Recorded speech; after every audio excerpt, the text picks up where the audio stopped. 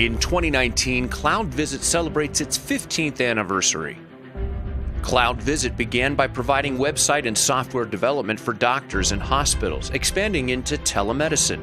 The company realized that many industries had similar problems: a need to increase safety, the need to maximize expert availability, and the constant pressure to maximize productivity and profitability. With this conclusion, CloudVisit developed a new generation of software known as Maintenance, Repair, and Operation (MRO) software.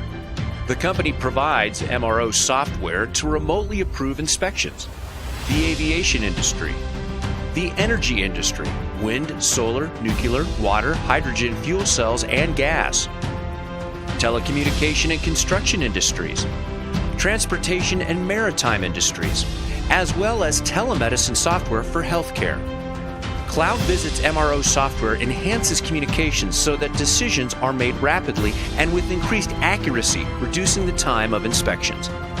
CloudVisit has grown in size and reach, and now MRO software has the potential to change inspections and the maintenance, repair, and operations processes around the world.